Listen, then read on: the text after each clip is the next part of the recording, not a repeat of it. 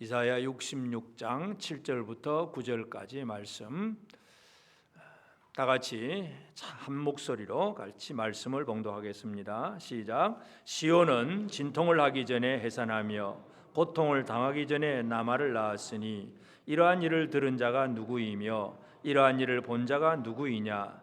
나라가 어찌 하루에 생기겠으며 민족이 어찌 한순간에 태어나겠느냐. 그러나 시온은 진통하는 즉시 그 아들을 순산하였도다.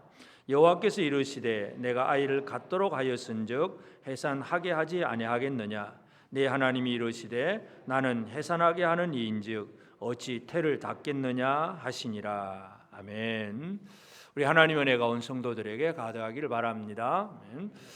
우리는 이 이사야의 예언을 계속 보고 있습니다. 이제 마지막 66장인데 이사야는 이처럼 하나님의 주시는 그 예언의 말씀들, 이 예언의 말씀은 그 당시에로 보면 이제 바벨론 포로에서 회복되는 그러한 예언의 말씀이기도 하고, 또 그것은 신약 시대 교회를 향한 주님의 말씀이기도 하고, 또 이 신약 시대가 끝나는 마지막 종말 예수님의 재림에 대한 영원한 하나님 나라 새하늘 새 땅에 대한 그런 예언의 말씀이기도 합니다. 그러니까 이 예언은 여러 가지로 많은 것들을 다 꿰뚫어서 하시는 그 말씀이기 때문에 오늘 우리는 이 예언의 말씀을 읽으면서 나는 이 예언 속에 살고 있는 자로서 어떻게 사느냐, 이걸 우리 스스로 한번 잘 돌아볼 필요가 있습니다. 우리가 지난 시간에 앞에서 6절에서 살펴본 것은 하나님께서 그 원수에게는 보응의 목소리를 내신다 그랬습니다. 그러니까 이 하나님의 백성이 아닌 원수들에게는 보응하시는 목소리, 그들은 심판하시지만 이제 오늘 7절부터 9절은 하나님의 백성들에게는 뭘 하시느냐, 하나님의 백성들에게 하시는 일이 뭔가.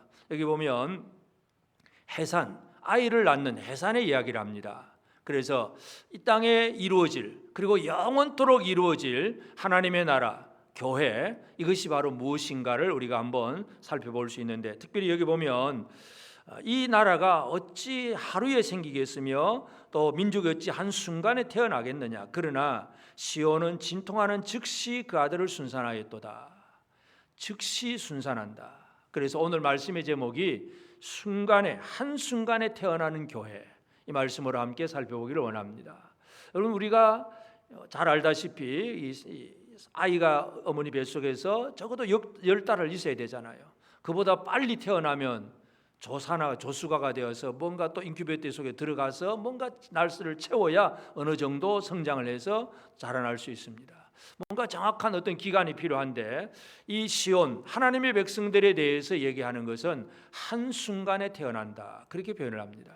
그래서 이 이사야를 통한 이 예언의 말씀이 과연 어떤 말씀인지, 오늘 우리는 이 시대 속에서 이 말씀을 듣고 어떻게 살아야 될지 한번 살펴볼 필요가 있겠습니다. 그래서 대적들에게 대해서는 원수를 보응하시지만 자기 백성들에게서는 하나님이 어떤 일을 하시느냐.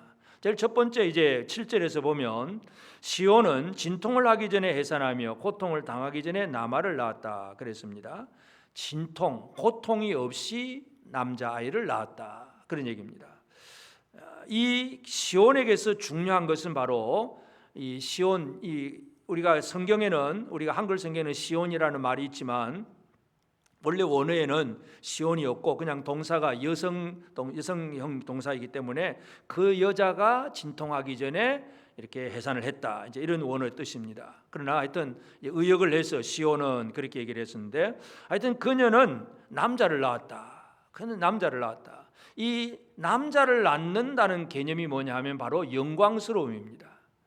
여러분, 성경 역사 속에서 성경에는 아이를 낳지 못하던 여인들이 몇 사람 등장을 하고, 또 그들을 통해서 하나님께서 역사하신 것들도 몇 번 보여주시는데, 하여튼 아이를 낳지 못한다는 것은 그 여자에게 있어서는 참 그 당시에 부끄러운 일이고 수치스러운 일이었습니다. 그래서 그들은 그것을 아주 큰 자기의 마음의 상처와 아픔으로 생각을 했는데, 사무엘의 그 어머니 한나도 마찬가지잖아요. 자기 남편에게는 아내가 둘이고 자기하고 분인나 둘이 있는데, 분인나는 아들을 낳고 한나 자기는 아들을 못 낳으니까 그것 때문에 늘 고민하고 참 부끄럽게 여기고 참 수치스럽게 생각을 했습니다. 그러다가 이제 한나가 하나님 앞에 기도하고 아들을 낳잖아요. 아들을 낳고 나서 사무엘상 2장 1절에 보면 한나가 기도하여 이르되 내 마음이 여호와로 말미암아 즐거워하며 내 뿔이 여호와로 말미암아 높아졌으며 내 입이 내 원수들을 향하여 크게 일렀으니 이는 내가 주의 구원으로 말미암아 기뻐함이니이다. 그냥 아들 하나 낳아서 좋다 그 개념이 아니라 여호와로 말미암아 즐거웠고 내 뿔이 높아졌다. 이게 이제 수치가 사라졌다는 얘기잖아요. 원수들이 지금까지는 나를 막 조롱하고 멸시했지만 이제는 그 원수들도 이제 할 말이 없게 만들어주는 큰 기쁨. 그래서 남자를 낳은 이 여자에게 있어서는 그것이 그의 영광입니다. 이것이 이제 성경의 역사 속에서 몇 번 등장하는데 오늘 우리가 먼저 여기서 살펴보고자 하는 것은 이 남자를 낳는데 진통을 하기 전에 해산을 했다. 고통하기 전에 해산을 했다는 얘기입니다. 우리가 아이를 낳아보신 우리 여자 성도님들은 다 아시겠지만 해산의 고통이 얼마나 힘들고 어렵겠습니까? 우리 남자들이 짐작하지 못할 정도로 많이 어렵겠는데 하여튼 이 해산의 고통 이것은 인간이 언제부터 해산의 고통이 시작되느냐 하면 하와가 선악을 알게 하는 실과를 따먹고 하나님 앞에 범죄하고 나서 해산의 고통이 시작이 됩니다. 창세기 3장 16절 보면 또 여자에게 이르시되 내가 내게 임신하는 고통을 크게 더하리니 내가 수고하고 자식을 낳을 것이며 너는 남편을 원하고 남편은 너를 다스릴 것이니라. 이 임신하는 고통을 크게 더한다. 이 고통은 언제 시작이 됩니까? 죄 짓고 나서 범죄하고 나서 이 고통이 시작이 됩니다. 그러면 물론 역사에는 가정은 없지만 범죄를 안 했다면 어떻게 됩니까? 아담과 하와 사이에서 하나님께서 그 아담과 하와에게 창세기 1장에서 우리 형상으로 만들어서 생육하고 번성하고 충만하라 하나님이 복을 주셨어요. 생육하는 복을 주셨어요.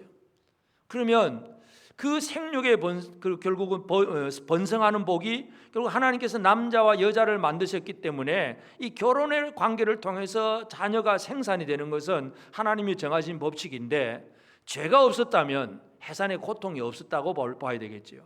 너무나 쉽게 해산할 수 있었던 거예요. 그래서 참 이 해산의 수고, 고통 이것은 바로 죄의 결과였습니다.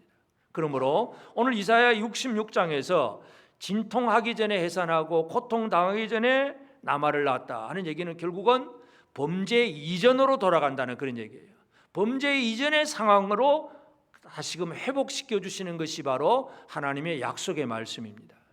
여러분 에덴 동산 하나님이 처음으로 만드신 그 에덴 동산 죄짓기 전에 에덴 동산은 참 이 아담과 하와가 이 아담이 참 모든 피조물의 영장으로서 진짜 영적인 권위를 가지고 모든 피조물들을 다스릴 수 있는 하나님의 형상으로서의 진짜 복된 삶을 살았잖아요. 근데 죄짓고 나서 그걸 다 잃어버린 거예요. 범죄함으로 잃어버렸는데 오늘 이 이사야 66장에서 보여주는 소망의 말씀은 바로 그 해산이 수고가 없을 것이다. 결국은 범죄 이전의 상태로 되돌아간다는 사실을 분명히 강조하고 있습니다. 이것이 바로 하나님의 약속입니다. 하나님은 이 말씀을 주의 백성들에게 지금 주고 계시는 겁니다. 지금 아무리 고통스럽고 아무리 힘들고 어려워도 아무리 코로나가 있고 없고 여러 많은 질병이라든지 경제적인 문제 많은 고통 속에 있다고 할지라도 하나님은 하나님의 백성들에게 고통 없는 그때를 약속을 하고 있습니다. 이것은 우리가 하나님 앞에서 소망의 말씀으로 지금 받을 수밖에 없는 거예요. 하나님이 주시는 거니까 그건 믿음으로 받아야 되고 또 여기서 이제 그 여자가 남아를 낳았다. 남자아이를 낳았다. 그렇게 이제 얘기를 합니다. 남자아이. 이 남자라고 하는 단어는 자카르라고 하는 단어인데 이 단어는 또 이 다른 뜻으로 기억되다.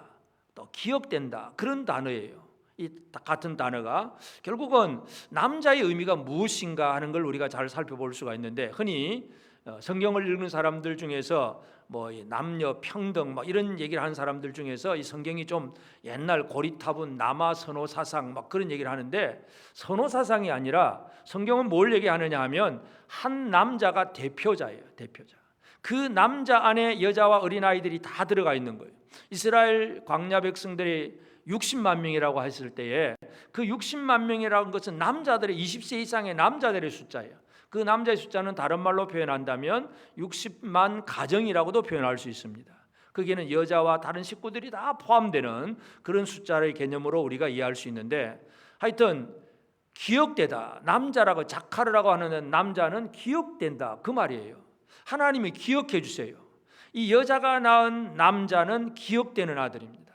하나님이 기억하시면 그 남자 안에 있는 모든 사람들이 함께 기억되는 그런 구조로 설명을 하고 있습니다. 그래서 하나님께서 이제 시온이 진통 없이 남자아이를 낳게 될 것이다. 기억할 것이다 하는 그런 말씀이고, 그것을 어떻게 이루느냐 8절에서 이러한 일을 들은 자가 누구이며 이러한 일을 본 자가 누구이냐. 나라가 어찌 하루에 생기겠으며 민족이 어찌 한순간에 태어나겠느냐. 그러나 시온은 진통하는 즉시 그 아들을 해산하였도다. 이 땅에 나라와 민족이 만들어지는 거 한순간에 이루어지지 않잖아요. 한 나라가 세워진다는 거 그 쉬운 일이 아니잖아요. 고대 사회 속에서 어떤 한 부족이, 힘 있는 부족이 옆에 있는 부족을 또 침입을 해서 막 흡수를 병합시키고 통일시키고 그래가지고 세력을 점점 키워가고 그 나라가 만들어지고.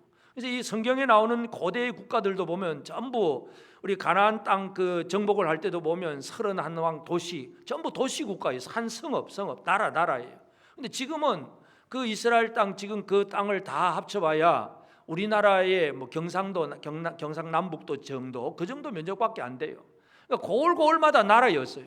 근데 그것들이 다 이제 뭐 자라서 이제 큰 나라가 만들어지는 거, 많은 시간에 걸쳐서 나라와 민족이 이루어집니다. 그런데 하나님이 만드시는 나라는 한순간입니다. 한순간. 이 의미를 우리가 잘 이해할 필요가 있습니다. 그러면 어떻게 하나님의 나라가 한순간에 이루어지느냐?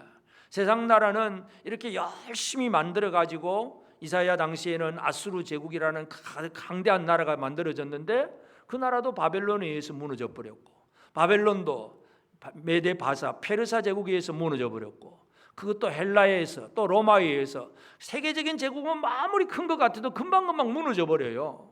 그런데 하나님의 나라는 순식간에 이루어지고 영원한 나라예요. 이것을 오늘 우리가 이해할 필요가 있습니다. 그러면 이 하나님의 나라가 어떻게 이루어지느냐? 시온을 통해서 남아를 낳았다.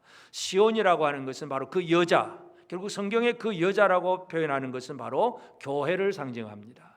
하나님의 백성들, 이 하나님의 백성들 속에 남자가 태어난다. 한 남자, 이 얘기가 중요합니다. 우리가 잘 아는 마태복음 1장 1절이 뭡니까? 아브라함과 다윗의 자손 예수 그리스도의 세계라. 그리고 그 아브라함이 뭐예요? 아브라함과 다윗의 자손이라고 하는 것은 하나님의 백성들 전체를 통칭하는 거예요. 그 안에서 예수 그리스도가 태어나는 겁니다.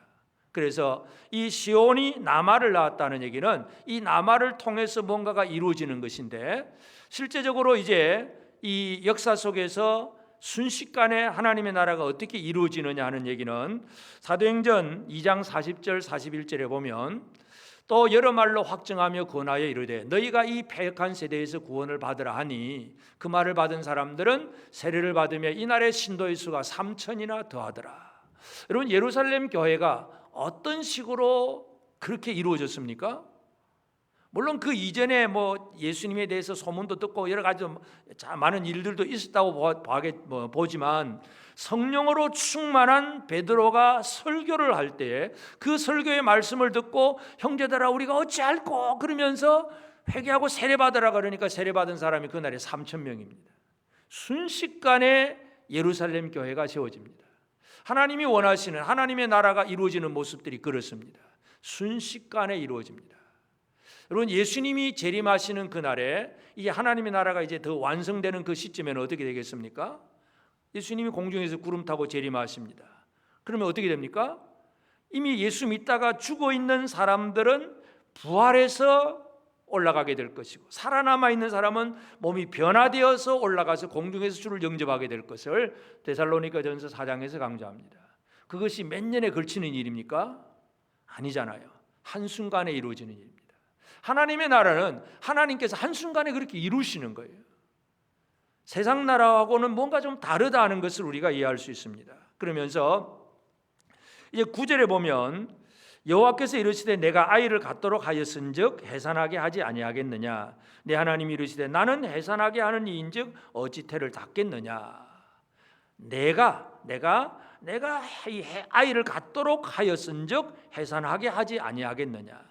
아이를 갖게 하고 해산하게 하는 모든 주권이 하나님의 손에 달렸다는 얘기예요. 사람은 뭔가 그 과정에 쓰임을 받을 수는 있습니다. 그러나 그 모든 일을 주관하시는 이는 바로 하나님이시기 때문에 한순간에 그 일이 이루어지는 것입니다. 여러분, 천지가 한순간에 이루어지는 것이지 진화론처럼 몇백억 년을 걸쳐서 세포 하나가 자라고 그래가지고 세계가 이루어진 게 아니잖아요. 세상은 그렇게 믿고 있지요. 그러나 성경은 그 얘기 아니에요. 한순간에 해와 달과 별들이 만들어지고 빛이 만들어지고 순간에 다 이루어지는 거예요. 하나님이 하시기 때문에 그렇습니다. 하나님은 바로 그 일을 이루십니다. 그래서 하나님이 모든 일을 이루시는데 사람들은 그냥 그렇게 쓰임을 받는 거예요. 예를 들어서 이사야도 그 얘기를 하지만 고레스가 이제 이 유다 백성들을 향해서 예루살렘으로 돌아가라고 하는 칙령을 내리잖아요. 그 칙령을 내릴 때에 에스라 1장 1절에 보면 바사왕 고레스 원년에 여호와께서 예레미야 입을 통하여 하신 말씀을 이루게 하시려고 바사왕 고레스의 마음을 감동시키심에 그가 온 나라에 공포도 하고 조서도 내려 이르되, 고레스의 마음을 하나님이 감동시키고 하나님이 마음을 움직여 주셨을 때에 칙령을 내려서 고레스가 언제 유다 백성들을 알기나 했겠습니까? 물론 소문을 들어서 알았는지 그거는 모르지만 그냥 이미 70년 전에 망한 나라이고 다 흩어져 버린 그런 민족을 고레스가 특별히 관심 둘 일도 없어요. 그런데 하나님이 그 마음을 감동시키니까 유다 백성들은 예루살렘으로 돌아가서 성전을 건축해라 칙령을 내리는 것. 고레스가 하는 것 같지만 그것이 바로 하나님의 일이었다는 것을 분명히 강조합니다. 하나님의 나라를 이루는 것은 물론 사람을 통해서 일이 이루어지지만 하나님이 일하십니다. 하나님은 시작하게 하시고 그것을 이루십니다. 그래서 아이를 갖도록 하고 해산하게 하는 일은 나다, 내가 한다. 하나님 스스로 보증하시는 거예요.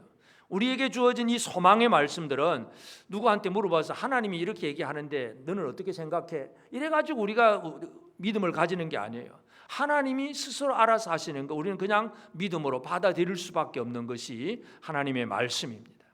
그래서 이사야 66장에서 하나님은 이 시온 그 여자가 고통 없이 아이를 낳게 될 것이다. 그 남자, 기억되는 남자, 그 남자를 통해서 뭔가 놀라운 일들이 이루어지는데 그 일은 내가 하는 것이다. 내가 이룰 것이다. 이것이 바로 오늘 우리가 이사야 66장에서 살펴보는 예언의 말씀입니다. 그러면 이 예언의 말씀들은 결국은 우리의 삶 속에서 어떻게 성취되고 또 앞으로도 성취될 것인가 하는 거, 우리가 이것을 살펴보자고 한다면 결국은 예수 그리스도가 이 예언의 모든 말씀을 이루셨다는 것, 또 앞으로 이루실 것이다 하는 것을 우리가 이해할 필요가 있습니다. 예수님은 어떤 분인가 하는 문제에 대해서 여러 가지로 얘기할 수 있지만 요한계시록 12장 5절에 보면 이런 말씀이 있습니다. 여자가 아들을 낳으니 이는 장차 철장으로 만국을 다스릴 남자라. 그 아이를 하나님 앞과 그 보좌 앞으로 올려가더라. 그러니까 이 교회가, 요한계시록의 여자가 교회의 상징입니다. 이제 여자가 아이를 낳으려고 하니까 이 아이를 낳지 못하고 만약 아이를 낳으면 삼키려고 사탄이 이 짐승이 그냥 노리고 있는데 하나님께서 그를 보호하십니다. 여자가 아들을 낳으니 이는 장차 철장으로 만국을 다스릴 남자, 예수 그리스도에 대한 예언의 말씀이고 그것이 그렇게 여자를 통해서 교회를 통해서 이루어진다는 것입니다. 다시 말해서 예수 그리스도는 그냥 우리하고 상관없이 하늘에만 홀로 앉아 계신 분이 아니라 교회의 남자라는 것, 이 교회의 모든 것을 기억되게 하는 분이 바로 예수 그리스도입니다. 여러분, 우리가 하나님 앞에 가면 우리 이름 가지고 하나님 앞에 들어가겠습니까? 아무리 세상에서 훌륭하고 위대하고 유명한 사람이라 할지라도 사람의 이름 가지고는 하나님은 기억도 안 하세요. 그런데 하나님이 기억하신 이름은 단 한 가지, 예수 이름만 기억하시잖아요. 우리가 예수님 소속 때문에 예수님이 우리의 맏형님이고 우리는 그냥 예수님 동생입니다, 이 말로 그냥 하나님 아버지 앞에 들어가는 거예요. 내 이름 가지고는 갈 수가 없잖아요. 예수가 교회의 남자이고 그 안에 우리는 소속되어 있는 모든 영혼들이라는 사실을 우리가 알 수 있는데, 예수님은 바로 그 일을 이루시기 위해서 십자가에서 인간의 모든 죄를 다 당하셨습니다. 예언의 말씀은 고통이 없는 해산을 얘기하는데 우리가 고통 없는 삶을 살도록 예수님은 십자가에서 스스로 고통을 다 당하셨습니다.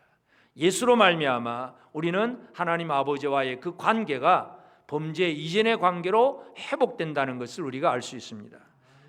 에베소서 2장 16절에 보면 또 십자가로 이 둘을 한 몸으로 하나님과 화목하게 하려 하심이라. 원수된 것을 십자가로 소멸하시고. 범죄하면 하나님과 원수 관계입니다. 죄인은 하나님과 원수 관계예요. 근데 십자가로 그것이 소멸되게 하셨어요. 그래서 하나님과 화목의 관계로 이루어지게 하는 것, 이것이 바로 예수께서 하신 일입니다. 그래서 예수께서 하신 일이 바로 우리를 범죄 이전의 상태로 하나님과의 깊은 교제가 이루어질 수 있는 그 관계로 들어가게 하시는 분이 바로 예수님입니다. 그래서 우리는 죄와 사망의 법 아래 살지 않습니다.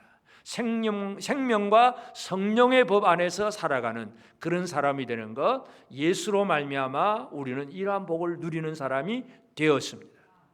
우리가 범죄 이전으로 어떻게 돌아갑니까? 예수로 말미암아 돌아가는 것. 예수 안에 소속되어 있기만 하면 믿음으로 소속되어 있는 성도들이 그 범죄 이전의 상태, 하나님과의 깊은 회복의 관계로 돌아간다는 걸 알 수가 있습니다.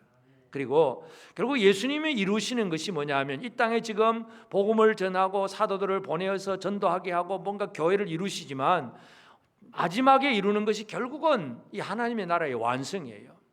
예수님이 이 땅에 오셔서 복음을 전할 때에 이제 그 성령으로 더러운 귀신을 내어 쫓으면서 그런 얘기를 하셨어요. 마태복음 12장 28절에 보면 그러나 내가 하나님의 성령을 힘입어 귀신을 쫓아내는 것이면 하나님의 나라가 이미 너에게 임하였느니라. 이 더러운 귀신을 성령을 힘입어 쫓아냄으로써 우리 사람들의 마음속에 하나님의 나라가 임하게 하셨어요. 하나님의 나라는 우리의 마음에 임하는 겁니다. 이게 예수로 말미암아 이미 이루어진 일입니다. 그런데 아직도 완벽하게 이루어지지 않은 이제 마지막에 이루어질 나라가 있습니다. 그게 또 하나님의 나라가 마지막에 이루어질 나라가 있는데 요한계시록 11장 15절에 보면 일곱째 천사가 나팔을 불매 하늘에 큰 음성들이 나서 이르되 세상 나라가 우리 주와 그의 그리스도의 나라가 되어 그가 세세토록 왕노로 다시리로다. 우리 요한계시록에 보면 일곱 인을 떼고 그리고 마지막 일곱 번째 인은 일곱 나팔로 되어 있어요. 그 마지막 또 일곱 번째 나팔을 부니까 무슨 일이 벌어집니까? 세상 나라가 우리 주와 그의 그리스도의 나라가 되어 하나님 나라 완성이 이렇게 이루어집니다. 그리스도의 나라가 완벽하게 이루어지는 것. 그러니까 이것은 우리 안에는 이미 하나님 나라가 있지만 앞으로 이루어질 것도 바로 주와 그리스도의 나라, 바로 그 나라가 이루어지게 됩니다. 이것을 위해서 예수님은 지금도 뭔가를 하고 계시고 기다리고 계십니다. 그래서 이 예수님이 다시 오실 그날에 오늘 우리는 그 하나님의 나라가 이루어지는 것을 바라보게 됩니다. 우리가 주님의 공중 재림하실 때 부활하고 변화되어서 공중으로 끌어올려가서 이 하나님의 나라의 완성을 바라보게 되고 그 나라 안에서 완벽하게 살아가는 이것이 바로 예수로 말미암아 이루어지는 은혜이고 복입니다. 어느 누구도 세상에 어떤 신도 해줄 수 없는 것들이 바로 하나님 나라의 이 놀라운 복입니다. 우리에게는 이 복을 하나님께서 이사야를 통해서 약속하셨고 예수 그리스도를 통해서 이미 이루셨고 또 앞으로 이루실 것입니다. 이것을 믿고 사는 것이 바로 오늘 우리의 삶입니다. 그러면서 또 예수님은 우리가 이 하나님 나라에 들어갈 수 있는 자가 되도록 우리를 만들어 가십니다. 그 모든 일들을 이루시는 이는 해산하게 하고 임신하게 하고 해산하게 하는 이는 하나님이시잖아요. 모든 주권은 하나님 손에 있어요. 그러나 그 과정 속에 여러 단계 속에 쓰임 받는 것은 우리에게 주어진 어떤 사명이기도 하고, 그래서 하나님 나라에 누가 어떻게 들어가느냐, 한마디로 하나님 나라에 들어가는 것은 다른 방법이 없습니다. 여러분, 세상 나라에는 예를 들어서 우리나라에도 좀 그렇잖아요. 요즘은 이제 인구가 너무 이제 출산율이 낮다 보니까 이제 이민 정책도 쓰잖아요. 해외에서 들어온 사람이 받아들여서 인구 숫자를 늘려야 된다. 그러면 이제 받아들이기 시작하면 또 염려하는 게 뭡니까? 뭐 이 어중이 다 들어올 거니까. 뭐 예를 들어서 이제 특별히 유럽이나 뭐 영국 같은 나라도 보면 막 그렇게 이민들이 들어왔는데 주로 어떤 사람들이 들어옵니까? 무슬림 사람들이 들어옵니다. 영국이 진짜 청교도가 시작된 곳인데도 지금은 교회보다 무슬림이 더 성행합니다. 그러니 참 그런 걸 바라보면 함부로 받아들이기도 쉽지는 않겠다 하는 생각이 들어가요. 그런데 하여튼 세상 정책은요, 그래서 그 사람이 우리 민족이냐 혈통이냐, 또 우리나라에 들어오려면 뭐 돈을 얼마나 이상 투자를 하고 또 뭐 얼마나 뭐 돈을 내놓으면 뭐 영주권을 주고 막 세상의 기준은 다 그렇잖아요. 근데 하나님 나라 기준은 하나밖에 없습니다. 무엇입니까? 믿음입니다. 예수 그리스도를 믿는 믿음. 믿음 하나만이 하나님 나라로 입국할 수 있는, 하나님 나라 백성이 되는 유일한 기준이 바로 예수 그리스도를 믿는 믿음입니다.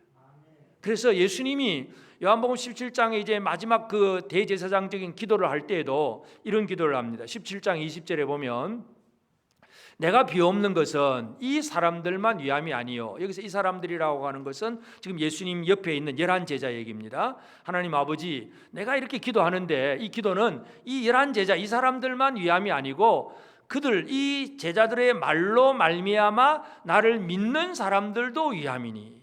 결국 예수님의 기도는 이 11 제자뿐만 아니라 이들의 말씀을 이들이 증거하는 말을 통해서 또 믿게 되는 수많은 믿는 자들, 그들을 위해서 기도하고 계시는 예수님. 예수님은 이 땅에 많은 사람들이 예수를 믿게 되기를 원하셨다는 것을 알 수가 있습니다. 그 믿음이 있어야 하나님 나라에 들어올 수 있기 때문에, 그래서 예수님의 기도는 수많은 사람들이 하나님 나라에 들어올 수 있도록 이 제자들과 그리고 그 제자들을 통해서 또 다른 사람들이 믿음으로 하나님 나라에 들어올 수 있도록 그렇게 원하셨어요.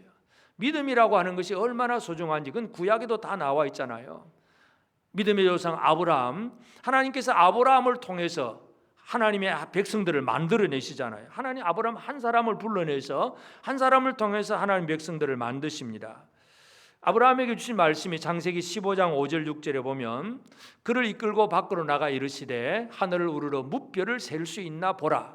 또 그에게 이르시되 네 자손이 이와 같으리라. 아브라함이 여호와를 믿으니 여호와께서 이를 그의 의로 여기시고, 하늘의 별들을 보여주시면서 네 자손이 이렇게 많게 될 것이다.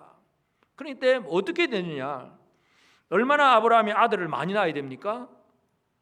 약속의 자녀로서 낳는 아들은 이삭 하나밖에 없잖아요.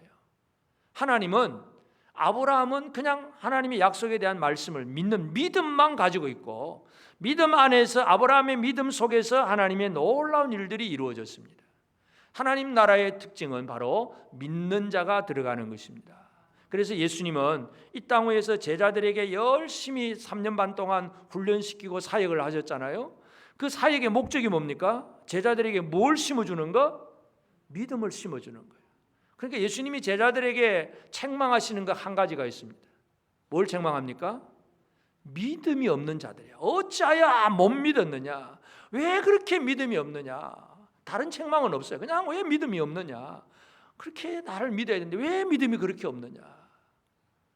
예수님의 모든 사역, 가르침이라든지 더러운 귀신을 쫓아내는 그런 사역이라든지 병든 자를 고치는 일이라든지 뭐 죽은 자를 살리는 사건이라든지 전부 제자들을 앞에서 보여주셨잖아요. 그 제자들을 보고 뭐 하라는 거냐면 예수가 누군지를 좀 믿으라고 그렇게 보여주신 거예요. 이것이 바로 하나님 나라에 들어오게 하는 그러한 예수님의 준비였습니다. 그러므로 예수님은 이 하나님 나라를 이루시고 그리고 우리가 그 나라에 들어올 수 있도록 모든 일을 다 믿음을 심어주시는 분이 바로 예수 그리스도입니다. 그러므로 이제 오늘 우리가 하나님께서 주신 이 예언의 소망의 말씀들, 이 말씀들을 믿는 믿음의 사람이 되었기 때문에 오늘 우리가 어떻게 살아가야 되느냐. 첫 번째 우리는 하나님이 주신 이 영광의 약속에 대해서, 약속의 말씀에 대해서 소망의 사람으로 살아가야 됩니다. 하나님의 약속의 말씀을 붙들고 사는 소망의 사람으로 살아가야 됩니다. 세상의 어떤 신들도 이런 소망을 줄 수는 없습니다. 물론 이 세상에 거짓된 신들, 이 세상에서 주는 어떤 이 소망들이 있기는 합니다. 근데 그 소망은 얼마 가지를 못해요. 예를 들어서 전에도 말씀드렸지만 뭐 이렇게 주식을 투자하고 또 비트코인에 투자를 하고 이렇게 되면 이렇게 얼마나 벌게 될 것이고, 네가 그렇게 돈을 한꺼번에 뭐 대박 터지게 벌면 진짜 잘 먹고 잘 살게 될 것이고, 네 노후가 평안해질 것이고 뭔가 잘 될 것이다, 그거잖아요. 세상이 주는 소망이 그거예요. 그런데 어떻겠습니까? 그것은 얼마나 하루아침에 또 무너질 수도 있고, 또 돈을 벌었다고 하더라도 그날 저녁에 영혼을 하나님께서 데려가시면 그 쌓아놓은 재물이 어디 갑니까? 자기하고는 아무 상관없는 재물이 되어버립니다. 하나님께 소망을 둬야 되는데 우리는 다른 것에 어떤 소망을 가지려고 하면 안 됩니다. 사도 베드로가 그런 얘기를 합니다. 베드로 3장 15절에 보면 너희 마음에 그리스도를 주로 삼아 거룩하게 하고 너희 속에 있는 소망에 관한 이유를 묻는 자에게는 대답할 것을 항상 준비하되 온유와 두려움으로 하고. 초대교회 당시에 많은 박해가 있는 시대입니다. 예수를 믿는 그 믿음 때문에 집도 잃어버리고 재산도 다 몰수를 당하고 도망가야 되고, 그래서 로마의 그 박해 시대에는 막 지하 동굴 카타콤 속에 들어가서 그냥 빚도 없이 살아야 되고 그렇게 살고 있습니다. 그런데 베드로가 무슨 얘기를 합니까? 너희 속에 있는 소망에 관한 이유를 묻는 자가 있다. 그 말을 뒤집어 보면 무슨 말입니까? 믿는 성도들이 비록 세상에서는 병들고 또 가난해졌고 박해를 받고 힘든데 세상 사람들의 기준으로 보면 진짜 실패한 사람이고 완벽하게 절망에 빠질 사람인데, 근데 예수 믿는 사람이 다르다냐. 집도 잃어버리고 자식도 죽고 뭔가가 안 되면 절망하고 자살을 해야 될 것 같은데 얼굴에는 기쁨이 넘치고 평안이 넘치고 하는 말에 절망도 없고 늘 감사함이 넘치는 이 생활을 살고 있는 거예요. 그러면 사람들이 묻습니다. 왜 그러냐고. 그게 바로 너희 속에 있는 소망에 관한 이유를 묻는 자에게 대답할 것을 항상 준비해라. 온유와 두려움으로 해라. 그러니까 내 자랑하지 말고 진짜 온유와 두려움으로 내가 가진 소망을 얘기해 줄 수 있는 그런 사람으로 살아가는 것. 여러분, 우리가 예수를 믿는다고 하면서도 늘 염려하고 죽겠다 못 살겠다 우리 입에서 늘 그 말만 나오면 우리 주변의 사람들이 우리를 보고 뭘 느끼겠습니까? 예수 믿어도 그냥 절망이구나, 교회 다녀도 아무 소망이 없구나. 그럼 결국은 우리는 복음의 길을 막는 사람들이 됩니다. 소망의 사람으로 산다는 것은 다른 사람들이 놀랄 정도로 의아해하고 어떻게 그렇게 살 수가 있느냐, 뭔가 물어볼 정도로 감사함으로 기쁨으로 평안으로 살아가는 사람들입니다. 여러분, 이 소망의 생활을 살게 되기를 바랍니다. 코로나 때문에 큰일 났다, 못 살겠다, 안 되겠다, 안 될 것 같아, 죽을 것 같아, 안 돼, 못 살, 안 돼, 큰일 나. 이 정부도 못 믿겠고 뭐 백신도 못 믿겠고 다 못 믿겠어, 큰일 났어. 늘 못 믿겠고 죽겠고 안 되겠고 그렇게 사는 사람은 소망의 생활이 아니에요. 하나님께 소망을 둬야 됩니다. 하나님께 소망을 둬요. 바울이 그 후계자 디모데한테도 그런 얘기를 하죠. 디모데전서 6장 17절에 보면 내가 이 세대에서 부한 자들을 명하여, 그 교인들 중에서 부자들이 있습니다. 부자들한테 명령을 해서 그들이 마음을 높이지 말고 정함이 없는 재물에 소망을 두지 말고 오직 우리에게 모든 것을 후히 주사 누리게 하시는 하나님께 두며 하나님께 소망을 두도록 디모데가 성도들을 그렇게 가르쳐라. 바울이 그렇게 얘기를 하고 있습니다. 여러분, 정함이 없는 재물입니다. 재물은 정함이 없습니다.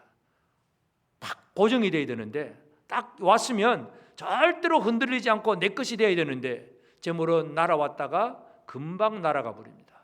정함이 없습니다. 우리의 소망이 아닙니다. 우리에게 하나님 주신 것은 하나님께서 우리에게 모든 것을 후히 주사 누리게 하시는 하나님, 하나님께 소망을 두고 사는 것이 바로 오늘 우리가 살아가야 될 삶입니다.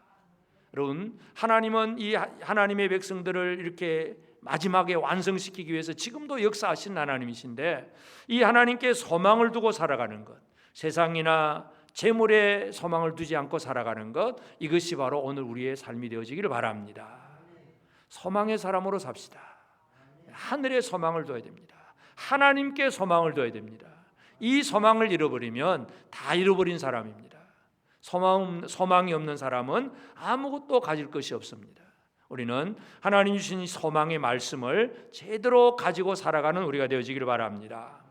그러면서 이제 소망을 머릿속으로만 품고 생각만 하고 사는 것이 아니라 하나님의 나라는 이미 우리 안에 이루어졌지만 또 앞으로도 이루어질 것이기 때문에 완성될 하나님의 나라를 바라보면서 우리가 해야 될 일이 있습니다. 예수님이 이 땅 위에서 복음을 전하시고 이제 부활하고 승천하시기 전에 제자들에게 주신 약속의 말씀, 사도행전 1장 8절 예수님은 이 땅의 제자들을 어떤 사람으로 남겨두셨습니까?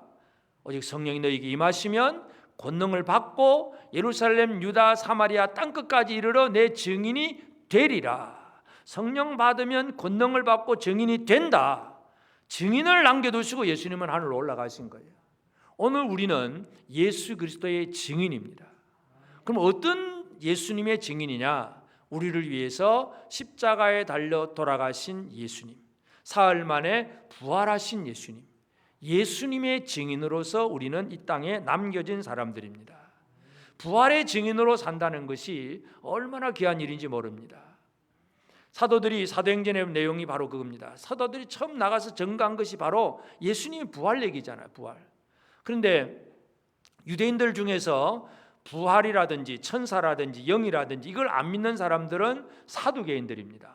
사두개파 사람들은 부활과 천사를 안 믿습니다. 영적인 걸 안 믿습니다. 그냥 현실적인 것만 믿고 사는 사람들인데, 그런데 사도들이 나와가지고 막 부활 얘기를 하고, 그래서 그 다음에 이제 또 성전 미문에 앉아 있는 그 안진뱅이도 일으키고 나서 또 뭐 예수님 부활 얘기를 하니까 사두개인들이 이제 사도들을 붙잡아가지고 핍박을 합니다. 재판을 하고 그들로 하여금 그 얘기 하지 말라고 그렇게 막습니다.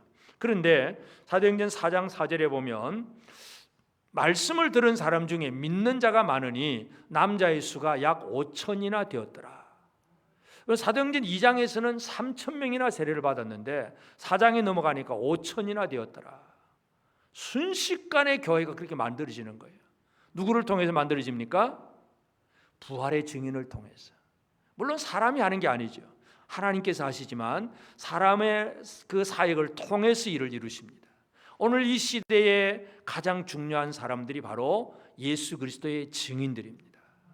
십자가에서 우리를 위해서 죽으신 예수님, 사흘 만에 다시 살아나신 예수님, 그 예수 이야기가 어떤 사람에게는 듣기 싫어서 반대하고 박해도 하겠지만, 그러나 결과적으로 보면 하나님 나라가 이루어지는 놀라운 일이 바로 이 복음을 증거하는 사역을 통해서 이루어집니다.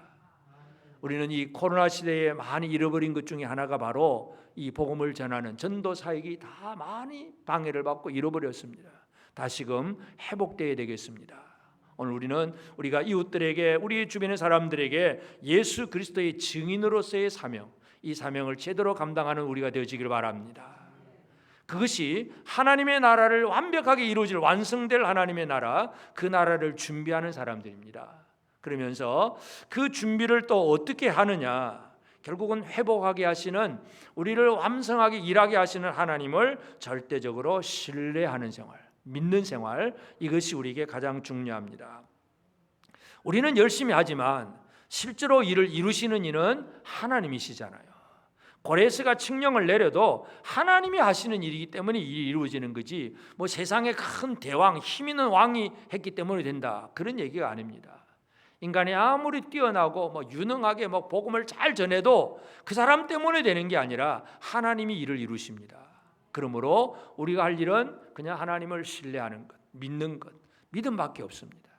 아브라함과 사라를 이 히브리서 11장 믿음장이잖아요. 믿음의 인물들을 쭉 설명을 하는데 사라의 믿음에 대해서도 그런 얘기를 합니다. 히브리서 11장 11절 12절 보면 믿음으로 사라 자신도 나이가 많아 단산하였으나 잉태할 수 있는 힘을 얻었으니, 믿음으로 잉태할 수 있는 힘을 얻었습니다. 이는 약속하신 이를 미쁘신 줄 알았습니다. 이러므로 죽은 자와 같은 한 사람으로 말미암아 하늘의 허다한 별과 또 해변의 무수한 모래와 같이 많은 후손이 생육하였느니라. 믿음으로 말미암아, 한 사람의 믿음으로 말미암아 하늘의 별과 같은 수많은 사람들이 생육하게 되는 것, 하나님의 그 약속의 말씀이 아브라함과 사라의 믿음을 통해서 이루어지는 것입니다. 그러므로 우리는 그냥 우리 할 수 있는 것은 일상의 생활을 사는 거예요. 아브라함과 사라가 뭐 특별하게 뭐 어디 뭐 하늘에 왔다 갔다 뭐 그런 얘기 아니잖아요. 아브라함과 사라의 생활이 그냥 그 당시 유목민 생활이잖아요. 양치고 그냥 먹고 살고 늘 그렇게 사는 생활이었어요. 그런데 한 가지, 약속의 말씀을 절대로 믿고 사는 생활, 이것이 바로 오늘 우리의 삶이 되어져야 됩니다. 우리가 세상 속에서 뭐 특별한 일을 하라는 게 아니에요. 직장 다니고 학생들을 학교에서 공부를 하고 가정에서 살고 뭐 그냥 평범하게 살지만 절대로 잃어버려서는 안 되는 것, 하나님을 신뢰하는 이 믿음, 이 믿음을 잃어버리지 않는 것이 가장 중요합니다. 우리가 어디에서 무엇을 하든 이 약속의 말씀을 믿고 나가게 될 때에 우리는 우리에게 약속하신 이 예언의 말씀의 성취를 맛보는 사람이 될 것입니다. 이사야의 예언을 통해서 하나님은 이 시온이 고통 없이 진통 없이 남아를 낳게 될 것이고 그것은 순식간에 이루어지는 일이고 그건 바로 내가 반드시 이루는 일이다. 하나님은 그 약속을 주셨습니다. 이 약속의 말씀이 오늘 저와 여러분 우리 각자의 마음의 말씀으로 와닿기를 바랍니다. 우리는 소망 없는 사람이 아닙니다. 우리는 이 소망을 가진 사람들입니다. 지금 아무리 힘들고 어려워도 이 모든 것을 이루시는 하나님이시기 때문에 그 하나님의 약속을 믿고 살아가는 소망의 사람으로 살아가는 것, 이것이 우리에게는 가장 큰 복입니다. 이 소망의 사람으로 살게 되기를 바랍니다. 옆 사람과 함께 서로 격려의 말씀 나누겠습니다. 하나님 주신 소망 우리 결코 잃어버리지 맙시다.